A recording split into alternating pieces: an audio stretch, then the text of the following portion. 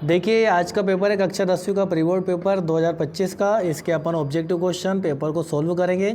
चलिए मिला लीजिए आपके कितने आंसर सही है और आप कहाँ से कमेंट्स में बताएं, ठीक है, और कितने नंबर आ रहे हैं ये भी आप कमेंट्स करें। ये देखिए पहला पैसेज आपका रीड द फॉलोइंग पैसेज। तो इसके अब इतना टाइम नहीं है कि अपन पूरा पैसेज को पढ़ें, तो मैं आपको डायरेक्टली आंसर बता देता हूँ, ठीक है। पहले का है आपका why do people visit hill station during the summer. तो इसका बी आपका right answer, to escape the heat of the planes.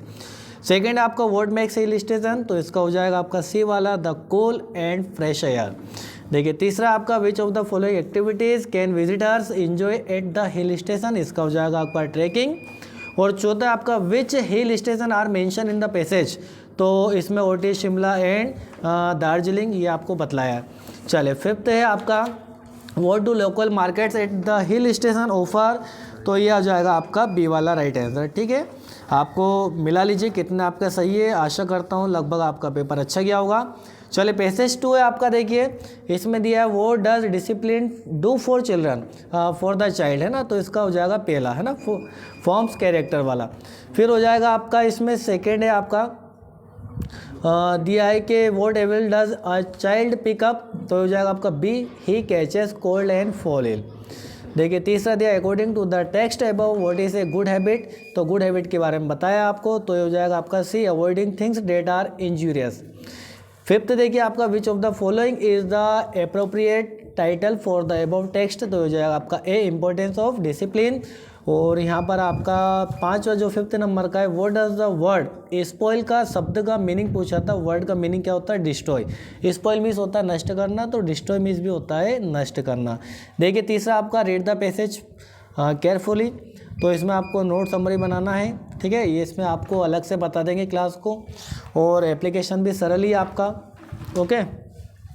चलिए तो यहाँ पर आपको देखो यदि आप क्लास 10th में तो आपको दो ऐसे अच्छे से करना है, एक तो value of sport games and sport, और एक आपको करना है इंपॉर्टेंस ऑफ इंग्लिश। ये दोनों ऐसे आपको बहुत इंपॉर्टेंट है, आपको करना है, ठीक है। चलिए पिक्चर राइटिंग दिया था आपको, ये स्टेशन के रेलवे स्टेशन के बारे में जो भी आपको दिखाई दे रहा है इसके बारे में लिख लेना। और यदि आप इसको पूरा डिटेल से करना चाहते हैं तो हमारे चैनल पर जाइए डी इंग्लिश अकेडमी, वहाँ पर आपको प्ले लिस्ट में सारे पिक्चर राइटिंग मिल जाएंगे, ओके। चलिए बढ़ते हैं सेक्शन सी की और क्वेश्चन नंबर 7 है फिल इन द ब्लैंक। तो यहाँ पर दिया हॉलैंड इज यूरोपियन। अब देखो इसमें आर्टिकल ए और एन हम कहाँ पर लगाते हैं, एन जहाँ पर लगाते हैं जहाँ पर हिंदी के हमारा स्वर आते हैं। जैसे हिंदी के आपके 12-13 स्वर, अनार का, आम का, इमली का, जितने भी है उनसे यदि साउंड आ रहा है तो आपको एन लगाना, और उनसे नहीं आ रहा, व्यंजन से आ रहा, का, खा, गा से, तो वहाँ पर ए लगाना। अब यहाँ पर यूरोपियन साउंड क्या आ रहा है, यू आ रहा है, तो यू आपका क्या है, व्यंजन है, तो यहाँ पर क्या आएगा, ए आएगा। यदि स्वर साउंड आएगा तो आपको एन लगाना है, ओके। चले ही इज़ वेरी लेजी और ही डज नथिंग, है ना। तो बहुत भैया बहुत आलसी और वो कुछ नहीं करता है, ठीक है। तीसरा the train on the platform. तो यहाँ पर देखो अराइव सेकंड फॉर्म आएगा इसमें आपका। और चौथा ही डाइड कैंसर। तो जब भी किसी भी बीमारी डिसीज से मरने में किसी की मौत होती है तो वहाँ पर ऑफ आता है, ओ एफ ऑफ, ठीक है। तो इसका राइट आंसर हो जाएगा ऑफ। चलिए पांचवा देखिए आपका ऋतु हैज़। तो यहाँ पर मच और मेनी, देखो इसमें पेयर कौन सा बन रहा है, मच और मेनी का। तो मेनी का होता है काउंटेबल नाउन के साथ, भले वो सिंगुलर हो प्यूरल हो, और मच का होता है अनकाउंटेबल। तो यहाँ पर फ्रेंड भाई दोस्तों को तो गिन सकते हैं ना, तो यहाँ पर आएगा मेनी। मच का प्रयोग कहाँ पर करते हैं, हमारे अनकाउंटेबल जैसे वाटर, ऑयल, है ना, आपके हेयर हो गया, आपका प्लेजर, खुशी, ऑनेस्ट, इनके पहले। चलिए अगला है छठा आपका वी टू। देखो जहाँ पर भी जिस भी मॉडल वर्ब के साथ टू लगा हो ना, तो उसके साथ क्या आता है, ओट आएगा। ओट टू ये साथ में इसका यूज़ होता है ना। तो मॉरल ड्यूटी हमें करना ही चाहिए हमारे राष्ट्र की सेवा। चलिए यहाँ पर बढ़ते हैं क्वेश्चन नंबर 8 की ओर, डूज डायरेक्टेड। तो देखो यहाँ पर कुछ मैंने इसमें बता दिए सेंटेंस में और कुछ का अलग से बताया। देखिए पहले देखिए है आपको किसका प्रयोग करना, if he does not take a taxi he will not reach the station on time. आपको इसमें अनलेस का यूज़ करना है। तो पहली चीज़ तो क्या करना, आपको इफ़ के स्थान पर ये इफ़ को हटा दीजिए और इसके स्थान पर क्या लगा देना, आपको अनलेस। और आपकी जानकारी के लिए बता दूं कि अनलेस जो वर्ड होता है ना अपने आप में नेगेटिव वर्ड है। तो अनलेस लगा देना तो आपको जो भी हेल्पिंग वर्ब रहे, भले यहाँ पे डू नॉट रहे या डज नॉट रहे, इसको हटा देना। तो आपका आंसर हो जाएगा unless he take a taxi. और बाकी पूरा ऐसा कैसा कॉपी कर दीजिए, कुछ भी आपको चेंजेस नहीं करना है। बस आपको इफ के स्थान पर अनलेस लगाना और डज नॉट को हटा देना है। दूसरा देखिए ममता गोज टू स्कूल एवरीडे। तो यहाँ पर देखो जिस वर्ब में किसी वर्ब में एस एस लगाए तो वो आपका प्रेजेंट सिंपल टेंस होता है। अब इस प्रेजेंट सिंपल की हेल्पिंग वर्ब होती है आपका डू और डज। क्या होती है बच्चों? डू और डज होता है। तो यहाँ पर सेंटेंस आपका इंट्रोगेटिव है, तो इंट्रोगेटिव में आपको क्या करते हैं, हम हेल्पिंग वर्ब को पहले लिखते हैं। तो यहाँ पर सब्जेक्ट क्या ममता है, तो ममता के लिए अपन क्या यूज़ करेंगे, डज का। तो यहाँ पर हो जाएगा डज ममता। और जब भी डू डज का प्रयोग करोगे ना तो वर्ब में से एस एस हट जाएगा, तो यहाँ पर एस हट जाएगा और क्या लग जाएगा, क्वेश्चन मार्क। ठीक है, ये आपका बन गया इंट्रोगेटिव। अब आगे देखते हैं क्वेश्चन नंबर 3 देखिए, हर इज टू टायर्ड डेड। तो आपको किसका प्रयोग करना, इस TOO2 का और इस TO2 का। तो हम क्या करेंगे, सो के स्थान पर क्या लगा देंगे, TOO2 लगा देंगे, और इस डेड के स्थान पर क्या लगा देंगे, TO2 लगा देंगे। अब आपको करना क्या है, जो भी इसमें सब्जेक्ट है ही कैन नॉट, ये पूरा हट जाएगा, इसको काट दो। बस आपको कहाँ से लेना, जहाँ से वर्ब है। अब वर्ब क्या है इसमें, वॉक, तो यहाँ से पूरा कॉपी कर दो, तो आपका आंसर हो जाएगा her is too tired fit to walk any more. ठीक है, चलिए अगला देखिए क्वेश्चन नंबर 4 का जो है, सानिया प्लेड टेनिस, आपको नेगेटिव बनाना है।